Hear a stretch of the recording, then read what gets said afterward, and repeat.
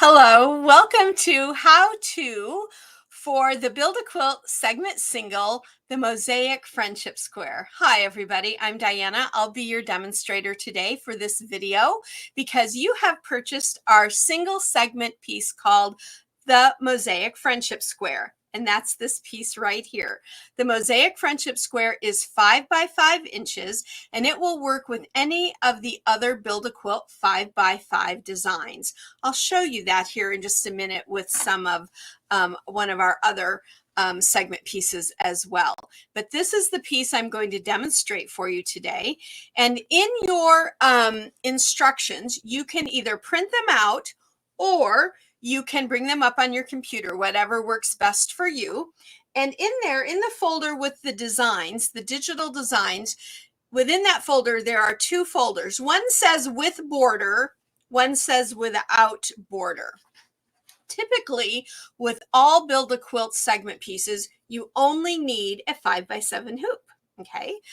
But because with the mosaics, we have these little areas in the 4 quadrants, north, south, east, and west, where if we just put the fabric right to the edge, we wouldn't have anything out here in our seam area. I've made one set of files that has a border on it. You can see that on this piece of stabilizer. And right here where I've got the little black marks where I've kind of colored that in, that is where I know I need to put my mosaic fabric so that when I cut it out, I have fabric in my seam. That's all that means.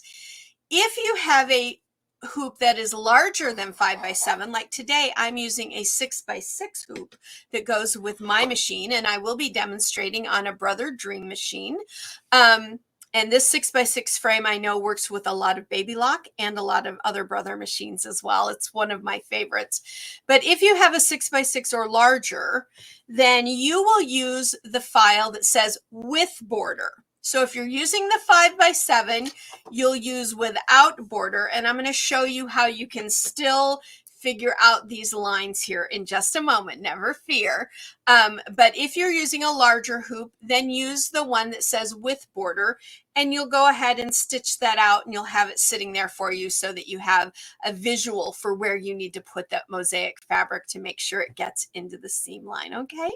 Now, at the end of our demonstration today, I'll come back and I'll show you how you can contact me if you have any questions at all, and where you can find our other Build a Quilt pattern sets and our other Build a Quilt segment singles as well. All right, everybody. You might know this friendship square also by the name of the snowball block, right? It is in its traditional format a lovely block. Usually the center is made in a white or neutral fabric, and then your prints and things are on your 4 corners. That's because that block is great for using to put in some embroidered a name and a date, or use a permanent marker for that and make a quilt that you're giving away. Lots of quilting guilds do that. A lot of friends do that. A lot of quilters who have large families where they pass a quilt around and things like that do that as well. I know a family, they have all of their people on it, but along the outside of it, they have a bunch of blank blocks so that as the family grows, they can put in everybody's birthday. I thought that's kind of a cool idea too. So, however, I was thinking, and I know we did a project with the original block and put print fabric in the center back last year, and we called it the dirty snowball block. But I like the idea of calling this one our Mosaic Friendship Square, and that's what this is. All right. So what you're going to need today is you're going to need 2 pieces of your background fabric, which is going to be, I like white because it really shows up as a background fabric and allows all of this color to show up. Or if you're going to use a curated collection of fabric, say you're going to use a Tula Pink collection or a Kay Fawcett collection or a Lori Holt collection. I know there's so many people out there that love Lori's fabric. If you're going to use a collection like that, then take that collection and cut yourself a 5 by 5 inch square of all the colors that you want to use. Okay. And that 5 by 5 inch square is going to get you through making quite a few of these blocks. And then you would go back and cut more. I don't tell you to cut a bunch of it at the beginning, because I think when you're using a curated collection like that, you just want to cut the least amount that you need as you go, so that you still have that beautiful fabric to use in other quilts and quilted projects as well. So all you're going to do is cut 5, 3, 5, 7, if there's a lot, because I know collections usually have a lot in them, and cut as many as you want of those 5 by 5 squares to use. But then look at your collection and see if one, does it have a solid, or does it have a print that reads as solid? And by that, I mean something like, oh gosh, I know I have a sample in here that I can use to show you. Come here, I know you're in here somewhere. I just saw you. It would be like a little bitty pin dot, or these Moda Grunge fabrics. They're technically not solid, but they read really as solid, right? So those are it. Oh, here's the little pin dot I was looking at. So this is red, but say it was a white background with little blue pin dots on it or something like that. Then that would be perfect to use for your corners, because you don't want your background fabric to compete with what you're going to use for your mosaic. Okay, that's if you're using a curated fabric collection. If you're like me and you like to save your scraps, which is really the best thing for mosaics, is to just use your scraps, then I have a bucket here. And trust me, that's not the only bucket I've got. But this bucket, I don't worry about it. I just throw the pieces in here, even small pieces that I know that I really won't be able to use. I miscut some of my favorite fabric, but I don't have to throw it away. I just throw it in there and use it for mosaics. And as I'm cutting and using them, you can see I'm going to have cut shapes out. I don't throw any of that away. Here's a piece. I still can get a lot of use out of that. So I keep that. And this bucket really is only used for mosaics. I have another bucket where all of my pieces are cut very specific shapes and sizes that I use for my Build-A-Quilt system. So if I overcut and stuff, I put those in there, and then I have those. But this is just for the mosaics, just the real scrappy stuff. And if you do that, then you can do one of a couple of things. You can do as I've done and just do complete scrappy. And I really think mosaics look, I have a good friend who does not like red, but we're going to show you a red collection here, because I have lots of red fabrics in this bucket, because I do like red. I love red. All right, let me pick a couple of more here out. Let's see, I've got that one. I know I have some other reds in here that I could show you. Give me just a second. Here we go. Here's a red. And here's a red. Okay. So in my scraps, 1, 2, 3, 4, 5, I've chosen 5 red fabrics. And I could just use just those to make my block. Okay. And it would be a very red quilt, right? Or I could do it with blues or purples, or, you know, color that is my absolute all-time favorite is that color right there, that lovely little light minty aqua. You can even see it on the blocks behind me. I love using that color, and I love using it with red.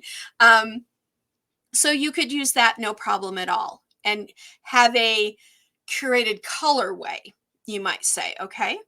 Now, there's one other thing that you can do when you're doing your mosaics. I also adore Tula Pink. Adore her fabric. And her fabric is great for mosaics because all of the little things in here that I can cut out to show off in my square, like this little mouse, like a teacup, like the Mad Hatter's hat. Here's part of a bunny rabbit. So let me show you this block again. Look, there's my Tula mouse. There's my Mad Hatter hat.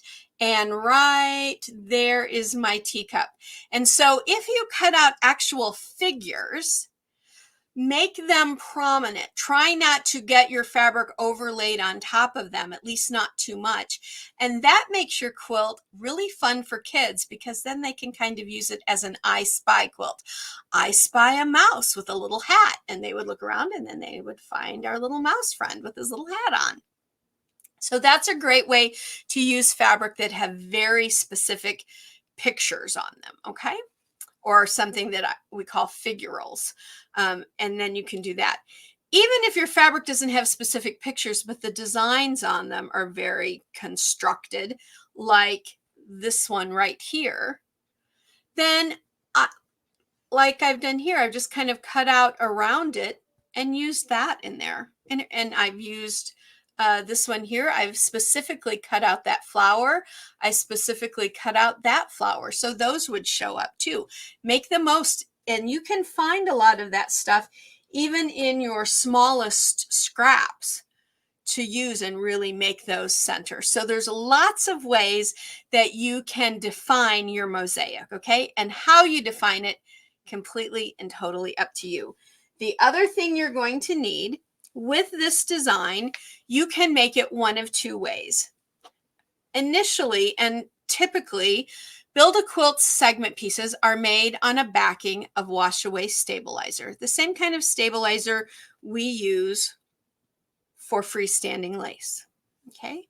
And then there is a stitch out over it, or what I call an overlay stitching, which just holds it all down.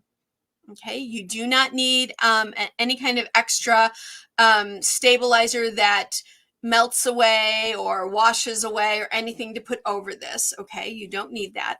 And then when I make this into a quilt, then I could do my quilting all over my whole quilt with my quilt top, my batting, and my backing. But I know that some of you love to do kind of a quilt as you go idea. And so the one I'm going to demonstrate for you today is the one that has batting right into it. Okay, so if you want to make it with the batting, then you will need to cut yourself a square of 5x5 batting. What type of batting is entirely up to you. I'd recommend a batting that is thinner. This is just a leftover piece of cotton batting. It's great to use up your scrap batting for this project as well, for this particular square.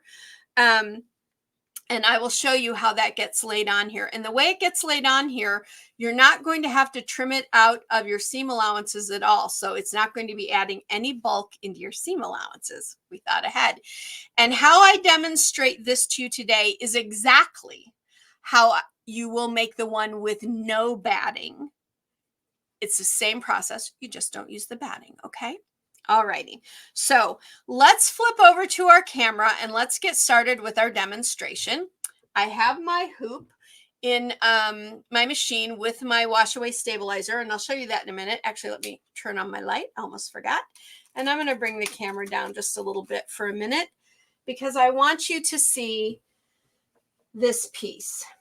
This is the piece that is the one with border. With border, just these little areas, you can see I have dots here. Let me make them a little bit bigger. And this is the areas where my fabric, I need to have fabric out in here so that when I cut it out at the end, I have that fabric for my seam allowance. So when I cut this out, I put my ruler on here. And when I'm cutting it out of the stabilizer, I put my 1/4 inch mark on that line and I trim it out. So I need to have fabric out here. And this is where I need to make sure and put it. The corners, you have plenty of fabric when you flip it so that you can trim it out. So you don't need to worry about doing that in your corners at all. If you don't have a hoop big enough to use the file that says without border or with borders, then just take yourself a ruler, put your 1/4 inch mark on this first line here that is the one that is the boundary of the box of the square. So my 1/4 inch is on that line, and then draw in your lines all the way around. Okay. And then you'll be able to visually see that area as well. You will have just drawn that in yourself. Very easy, very quick to do, but I always like to make it easier if I can. So if you're able to use the border, please feel free to do that. It'll be a little quicker for you. All right, so I'm going to bring up my camera again just a little bit. And here is my stabilizer, and I've done my first 2 stitch outs, machine step 1 and machine step 2. Machine step 1 is my border. If you're using the one with no border, then machine step 1 is this line. If you're doing with border, then this is machine step 2. That's the only difference. Both of these blocks are going to turn out exactly the same size in the end. This is just a guide for that seam. It has nothing to do with the size of your block. This is the line here that has the important part that works with the block, okay? Now, I've got this stitched out. You're also going to need a fabric glue pen and a really good pair of snips. I like Karen K. Buckley because of the serrated edges. It keeps the fraying under control, and I can really get into small spaces with these tips, but you use whatever you want, okay? And all I'm going to do here is make myself a couple little lines, which would like indicate those 4 areas out here. And then a square or an X in the center. And then I am going to take my square of batting and I am going to lay it exactly within the stitch lines of that boundary box. So you can see now it's not going to end up in my seam allowance anywhere. All right, excellent. Now we're going to place this back into our machine and we are going to stitch out. It's machine step 3 or machine step 2, depending on whether you're using that border line or not. And it is going to stitch out the area in which we're going to put the mosaic.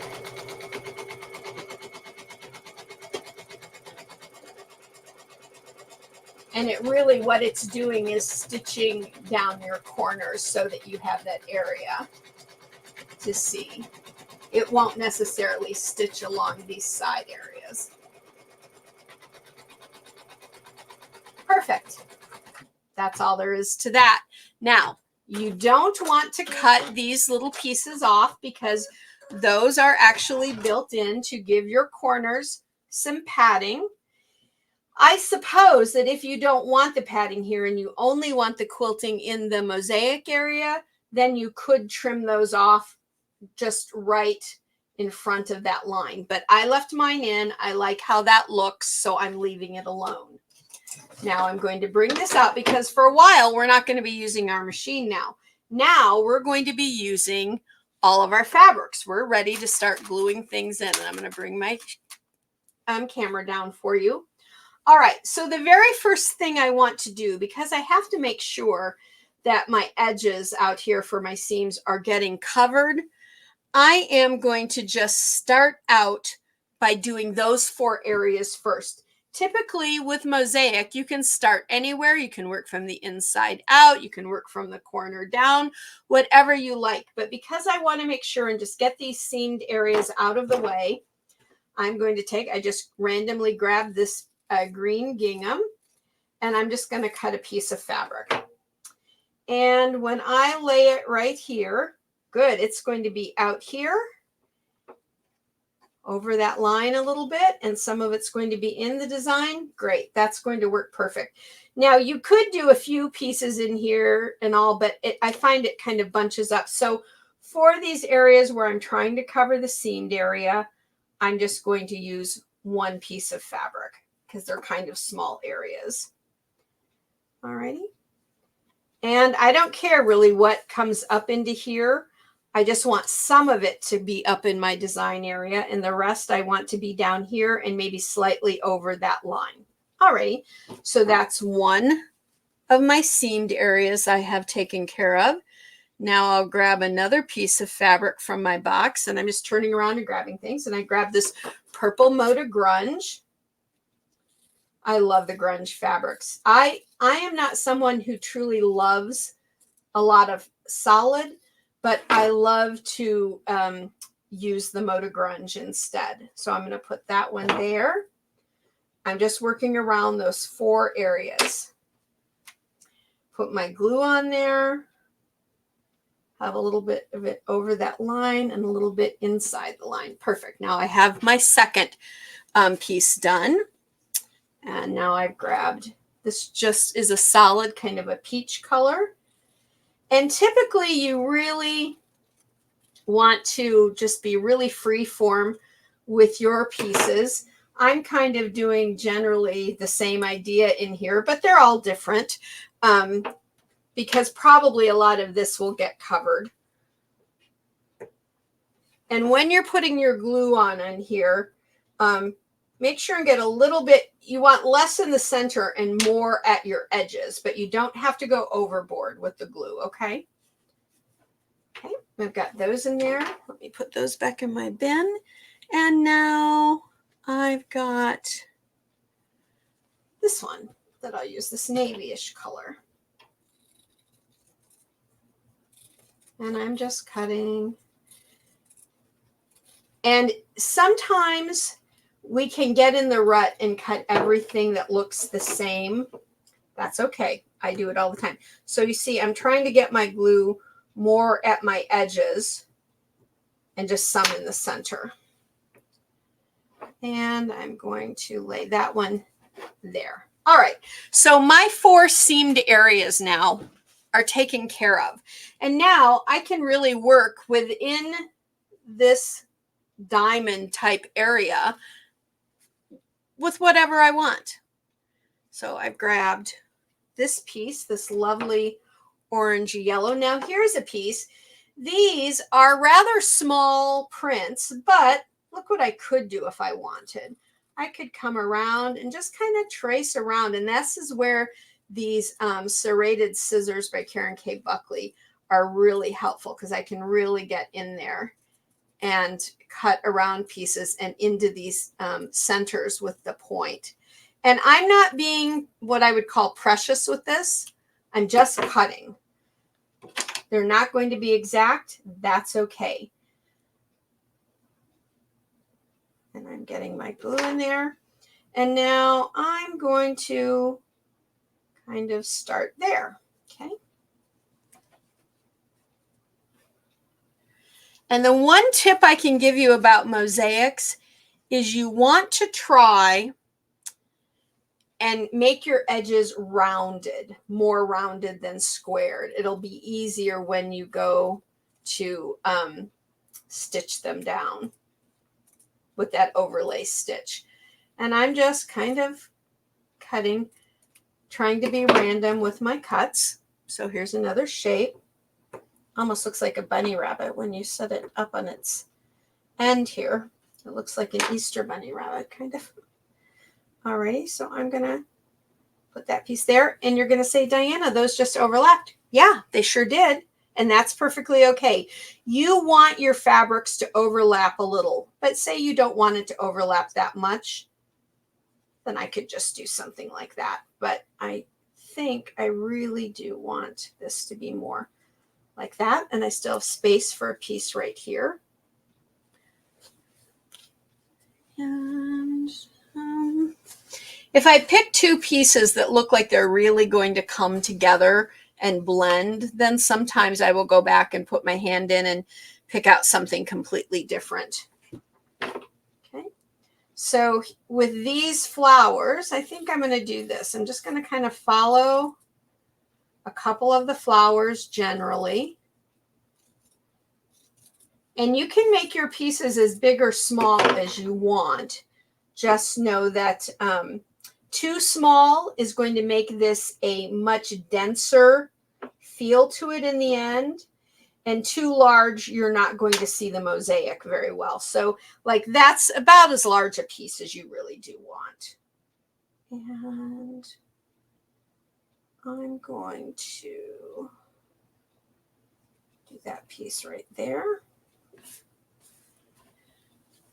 And I continue to work around and filling things in. Now I see I still have this area here, so I really do need to put something in there and get that taken care of. Sometimes I leave those little holes till the very end, and then I go back and I fill them in, but let's see, will that kind of work? Yeah, that's great. Looks great. And then you can see that little bit of red there. That's tying in. Great. Love that. Now I'm going to work over here a little bit, and I grabbed just this little triangle. This is a Tula fabric. I forget what collection it's from, but it has a design in it that has a very specific kind of little wibbly shape.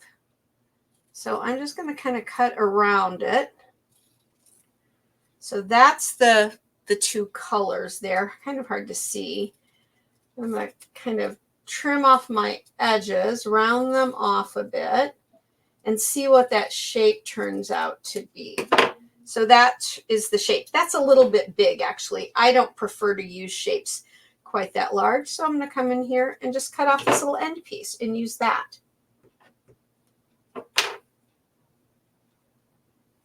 And that's going to go right there. And I can still use that piece for sure. I can even cut it down some more, which I probably will. And I can even cut this other piece down as well. Okay, a little bucket there to throw my pieces away. Now, let's bring in, this little guy keeps wanting to come back up. So I'm going to cut out my little Mad Hatter hat here. I am not a huge lover of Alice in Wonderland. I like parts of it. Like, I'm sorry, don't get me wrong, but the Queen of Hearts, I love her. I know, what does that say about me, right? And I love the rabbit, the white rabbit. And so this fabric collection has just enough of what I love about it in it that I've really liked using it. So I just put my hat there.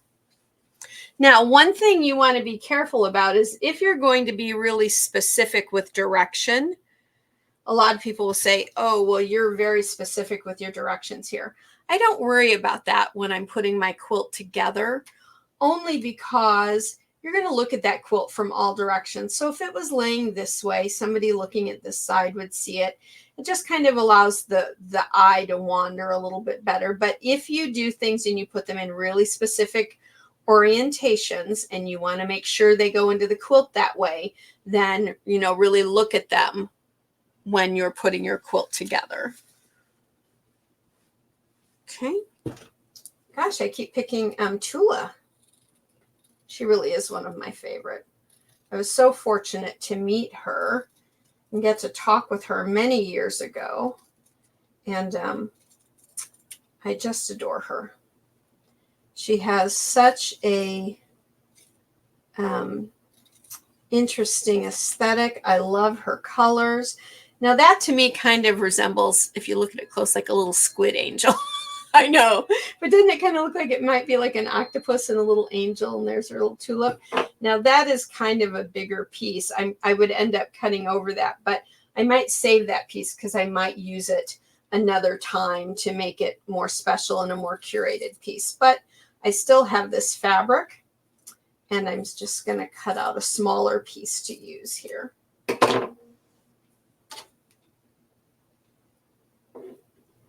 And that really is only part of a bigger design, and I don't think it's meant to look like that at all, but that's how it came out in mine. Alrighty, we're going to put that piece right there. And I just am kind of skipping around. I'm not specifically staying in any one area as I go, because as I pick random fabrics and I'm laying them down, I might decide, oh, hey, this really goes well here rather than over here. And so like, I don't think I'd put that there because of the two yellows, but I might put it there. So I let the fabric dictate to me where it's going to go within my mosaic piece. And I'm just putting down my glue. And you might want to have, I mean, over time, if you're going to do the quilted project that we talked about in Wednesday Workshop Live, in July of 2024, then you might want to have a few glue sticks ready because you'll probably go through several of them in the end, in the long run. Alrighty, let's try and find, just pick something else at random. Oh, this is a pretty fabric. I like this. This is a Kimberbell. So again, there are sprigs of these flowers on here. So I'm going to kind of cut a little bit of a sprig, and I'm going to kind of cut it in a wibbly way to kind of make the overall shape maybe look a little flowery. No, it didn't turn out the way I wanted. Oh well, no problem. The fabric is still pretty. Alrighty. There we go.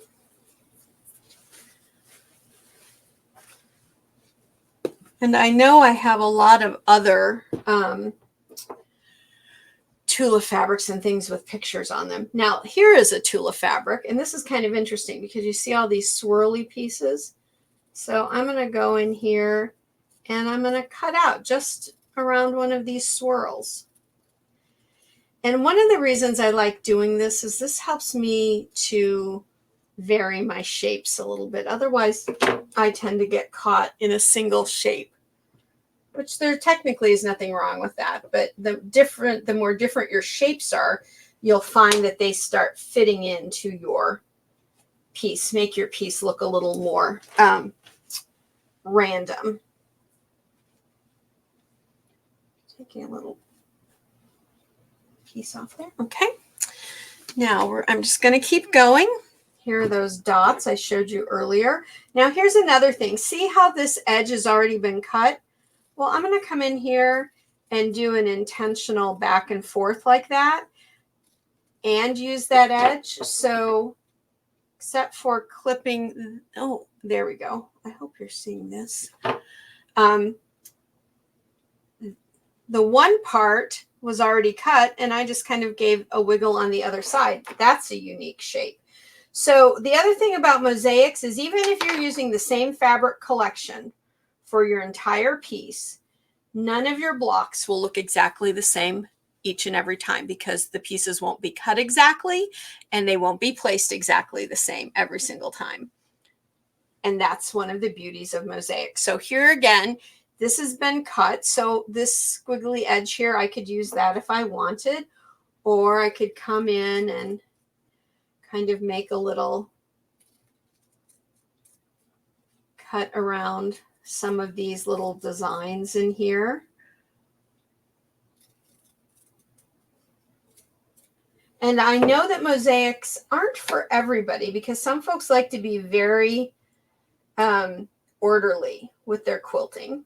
But mosaics, if you're someone who really likes to be really creative with your patchwork, you're going to love this mosaics. I've actually had some requests to make some of these to sell in a shop. And I don't know if I will or not because they're pretty time consuming to make, to sell. And I don't sell my quilts. I give them away or I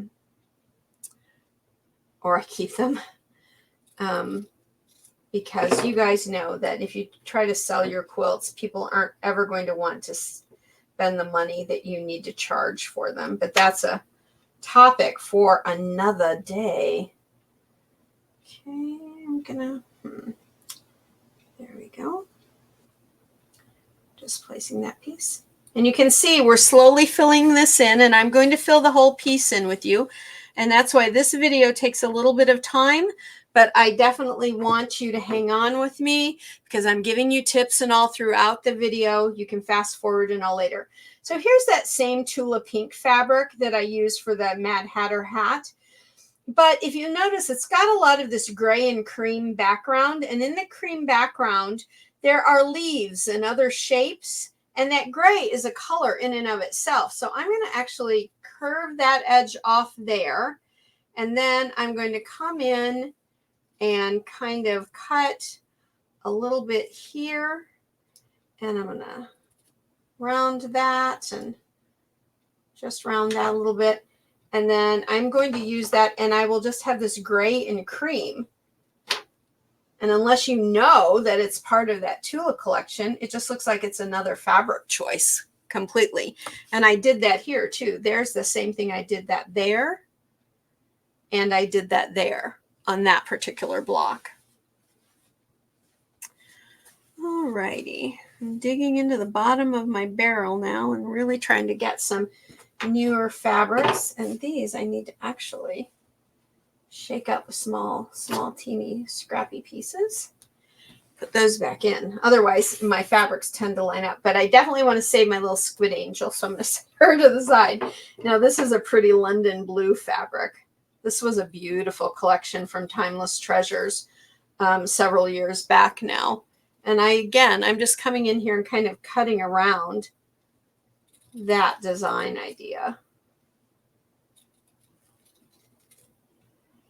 And you don't have to cut around things. You can just come in and cut your shapes for sure. And a lot of times I do that, and that is your most random.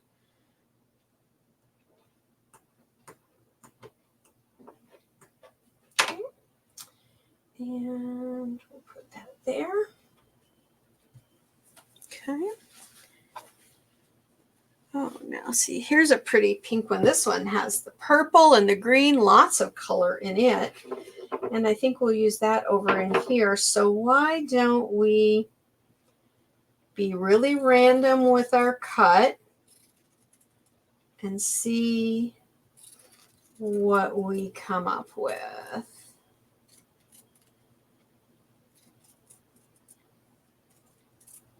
Okay, that's kind of a very random, but I've got the purple, the green, and the red in there, and the pink background. So I did get a little bit of everything, and I am out of my glue stick. So hang on just one second. I'm going to grab myself a refill.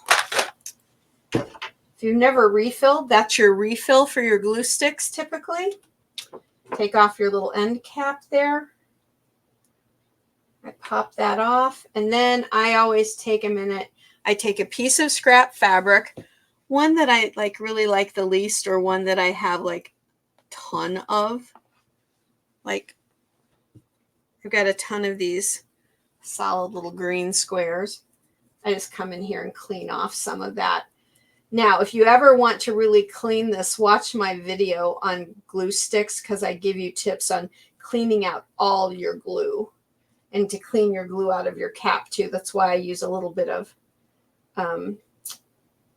cling film around this when I'm done. All right, so I clean that off a little bit, and then I just pitch it. Then you just take and snap that on and take and start screwing it into the body of the pen. That pops off. And when that pops off, I take the little empty cartridge, pop that in there, pop my lid back on, and toss it. And now I'm ready to go there with my new with my new glue stick. Okay. And we're going to kind of come in here with that.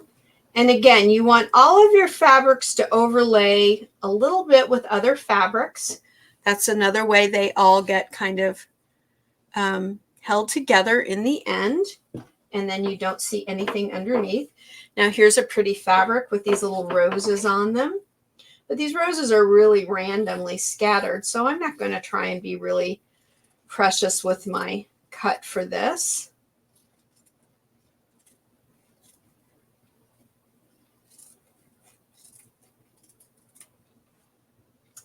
And I'll just clip off that little edge there. And we're going to get some color up in here. These colors are a little softer and more subdued, so I'm going to put that little brighter pop of color up there. Looks awesome. Oh, no. Okay. Oh, here's one. I've been looking for an orange. That's just an orange scrap of solid, but I was looking for some orange the other day for this design, so we're going to use that.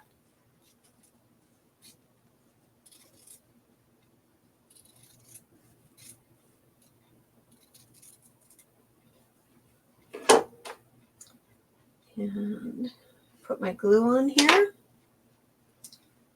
And let's put that right there.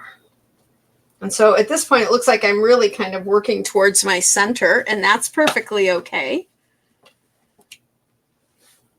Okay, I have this little Kimberbell confetti. Now look at all the colors there. So that's really a great one to kind of do whatever you like with it. And I'm going to kind of try and cut out a little bit of a free-form heart. I'm so awful at cutting hearts, you guys. Let's see how mine came out.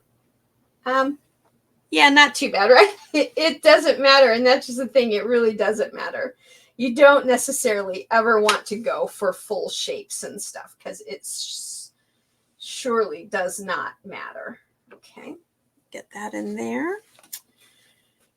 And oh, here's a beautiful one. I love this one. And this is another one on my other block. Let's see. Right here, I cut those flowers so I could see them. And they're little red flowers, purple, yellow, pink, all kinds of colors in here. So I'm going to kind of cut around, kind of get a few of these in here. And I'm going to do a little cut there to soften that edge. And I don't worry. I don't go in and I do not iron these because once you glue them down, they're going to stay down. If they're like super wrinkly where you see the wrinkles in the fabric, then you might want to. But if like that had a little wrinkle in it, once I glue it down, it's fine. Okay, we're coming around the home stretch here, really, guys. We just have this little bit more to go. But I really do want you to see this because I think it's helpful to watch a process. And really, I'm just trying to give you the tips and all so that you can do the very best that you want to do with your mosaic. Because it really is entirely up to you what you decide to do with it. Okay. Here's kind of a peachy color. We'll maybe get some of that in here. I'm trying to be very specific and roughly with that edge there. I'll come around and just kind of up and down with my scissors a little bit and get that kind of a ruffled edge there a little bit. Clip that. Okay. There we go. And, oh, now here's something. That is a black with a little daisy on it. You see that? So this is a very fun one. I don't usually get a lot of blacks in my fabrics.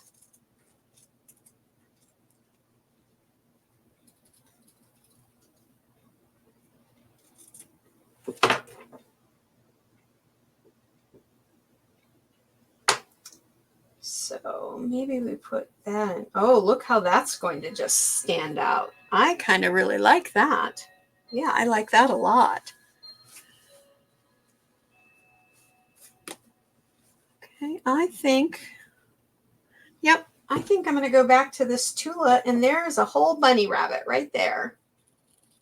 And I love the bunnies. We have a bunny in our garden, and I watch her every day by our fence.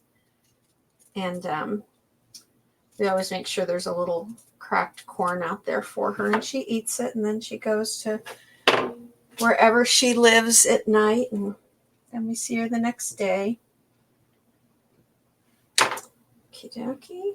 And I want this bunny to kind of stand out, so I'm going to see, oh, there, kind of eating that daisy there. There we go. That's a good place for it. And let's see, do I want to do maybe one or two little more pieces, and then we're done with the mosaic itself. But you can see now I've been talking to you this entire time. So you can see that it can take a little time to do this. But if you're just grabbing fabric and cutting and doing your own thing and you're not talking to anybody, then you can get through these much quicker. If you get together with a group of quilting friends to do this, then know that you all are probably only going to get a few blocks done in a day, because you're going to be chatting with one another and talking and showing fabric and, oh, what do you think of this? And, oh, what do you think of that? That's perfectly okay too. The whole idea is that you're together and you're having a good time for sure. Okay, we're going to put that in there. And I need one more piece and I think I'm done. And what do I want? Oh, now here's another one with black. Where was all this fabric coming from? I don't remember having this in here. I think, gosh, I know right now that I want to kind of save this big flowery piece. So I'm going to just cut this out, put that over with my squid angel. And now we'll come in here and we'll cut down through here. And it needs to kind of be a longish piece.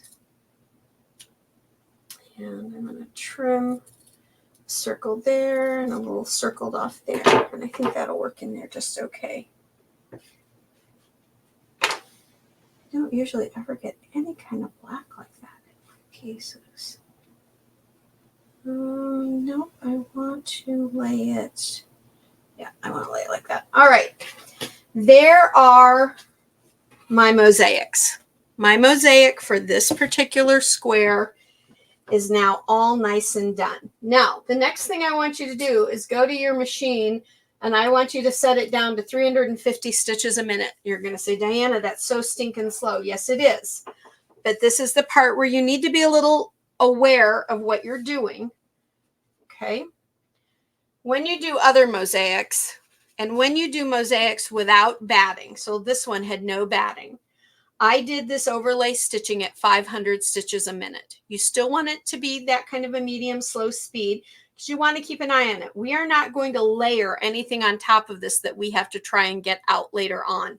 That technique to me really can ruin a good piece. I've had it ruin several of my pieces. One, because the stuff doesn't all come out and it makes it very stiff. And you can see that's just really nice and soft and fluid. When you have your batting in here, it is a little bit thicker. And so it might, if you don't have your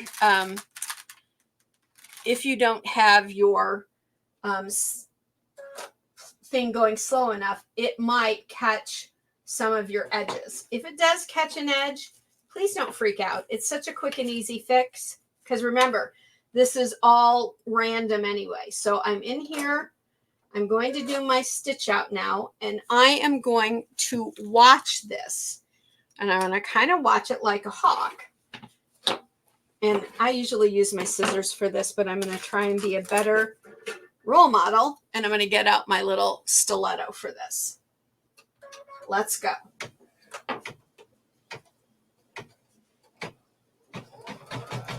And if I see anything as it's going that looks like it's going to hit on and roll it over, I just try and get in there before it and keep it held down.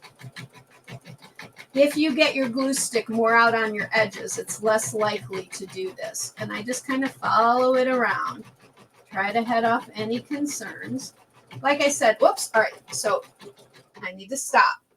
This one got really stuck and I didn't get there fast enough because I was talking. That's okay. Okay, so you're like, oh, but it's all stuck in there. Yeah, no problem.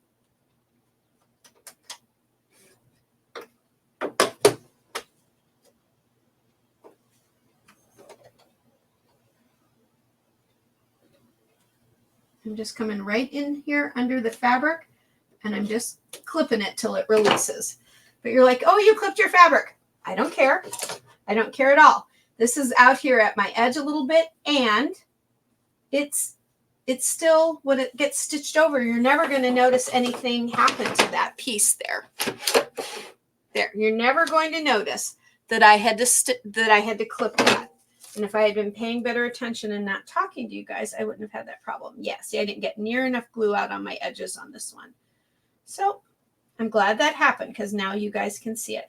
Now I've got that held down a little bit better. Put it right back in here and we're just going to start again.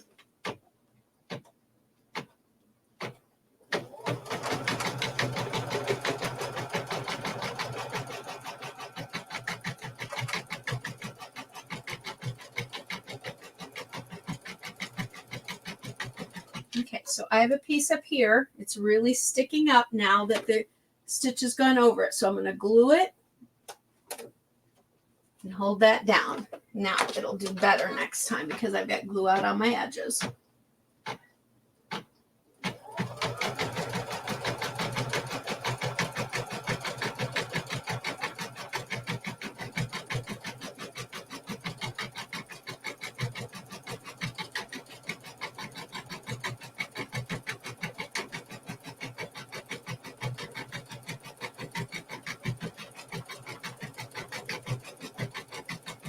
You can raise your foot just a little bit, but you don't want to raise it too much or you'll end up getting really loopy stitches. You still want it held down or down as far as it can be without causing too much trouble. I keep mine raised just a tiny bit regularly. See, I'm just kind of following it around. So there's a piece. Okay, there's a piece that is a scrap that's not even supposed to be there. Let's just get that out of the way and not cause me any problems in the long run.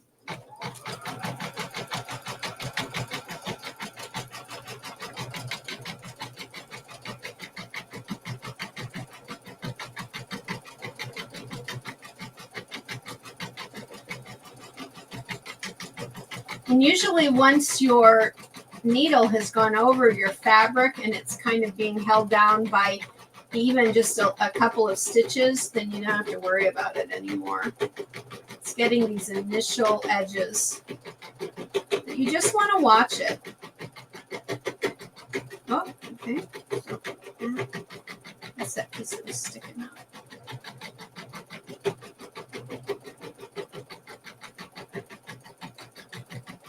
And there's nothing so precious about this that it has to be truly perfect. Remember, perfect is the enemy of beautiful.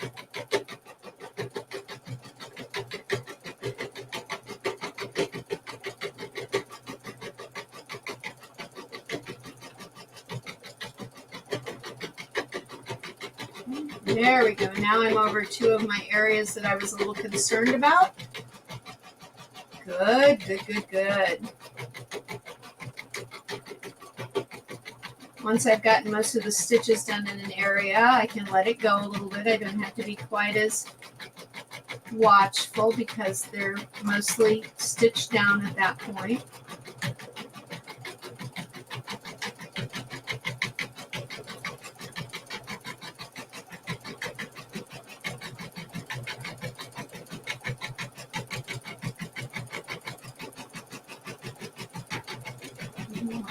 Yep, we're almost done. We're almost done with the over. Now, this is doing this because this batting is in here and it's making it a little bit thicker. That's why typically when I do mosaic, I do it without the batting in it. And then without the batting, I don't typically have any of this concern with the little pieces flicking up. With this piece, I didn't have to watch it at all. But once you put the batting in and it gets a little puffier, it makes all these little pieces that look like they're going to stand up. It gives them a little height, and then it's easier for the foot to snag them a little bit. But if you're just kind of following it with your stiletto like this, there's really no problem. I mean, you saw that one problem I did have really wasn't a problem. I just need to go in there and snip the fabric and do it again. There's a little piece it's gonna want to stick up. And sometimes when you're done, you have a little piece like that didn't get stitched on, but the rest of the fabric did get stitched on. It's fine. Leave it alone. You don't need to do anything to it. You don't need to worry about it. It's not going anywhere. This is a general overlay for these pieces. There, and we're done. And that turned out great. Oh, I'm really happy with this. Now, the next step we're going to do is stitch out all the way around the border of this piece. That's going to help to catch any little stray pieces along the edge of that inner diamond. And then we're going to do our four corners and finish up our square.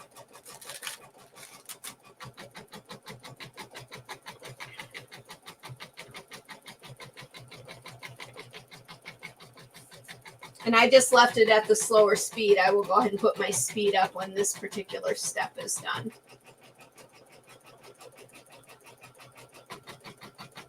Okay, so now I've stitched all the way around it. So all these little outer pieces have gotten a little bit of extra hold on them. That's all good. Now I'm just going to change my speed a little bit. Okay, so now I'm going to lay this piece of fabric down right along that edge. And I'm going to go ahead and take my stick and put a little bit of fabric glue right there for when I flip.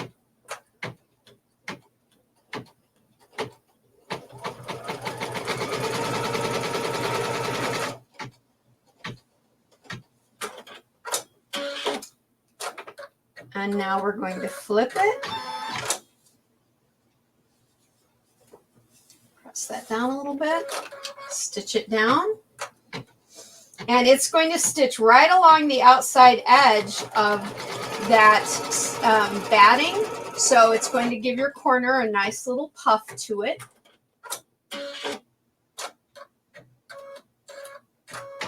Now we're going to move down to this particular corner.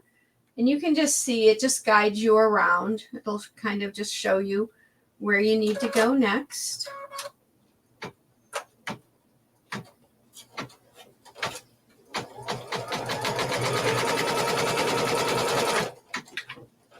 Gonna put myself a little dab of glue right there.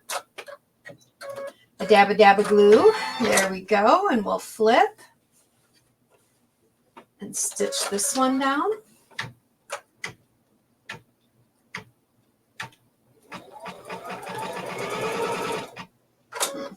It came undone. That's my fault. I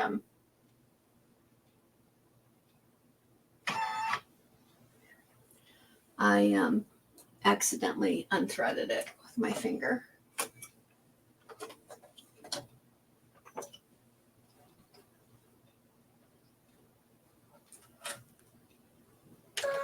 Okay, we'll rethread. And now we'll stitch it down. Sometimes when I flip my fabrics, I accidentally pull out my thread. That's completely my fault. It's not the machine. It took me a while to realize it wasn't my poor machine. Now we'll come up to this corner. Go ahead and put my glue down so that I don't have to reach in there later on.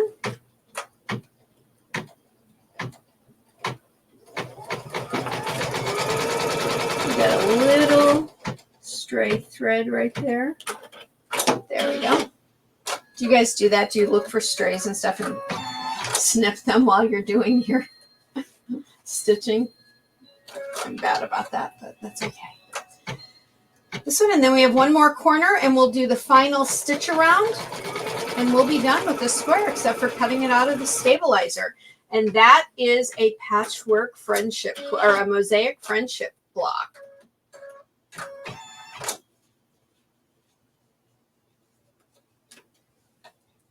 There we go.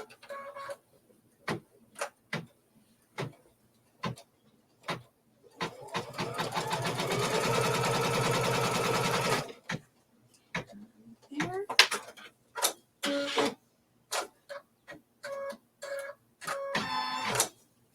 And careful flip and stitch.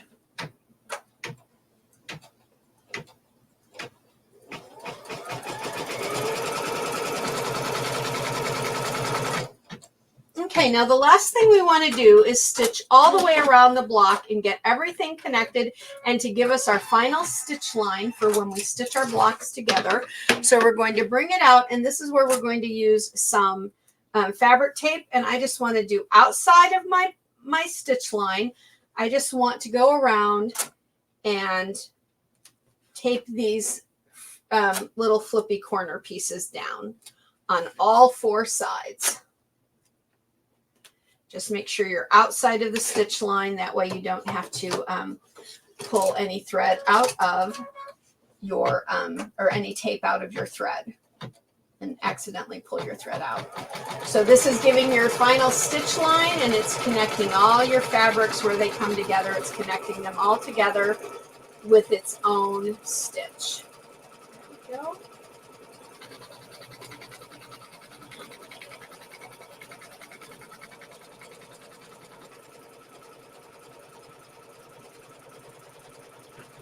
And we're done. Isn't that quick and easy? I mean, it's technically making these blocks isn't a quick block. It's not like doing our regular patchwork with the Build-A-Quilt system. I'm going to go ahead and flip my camera back over.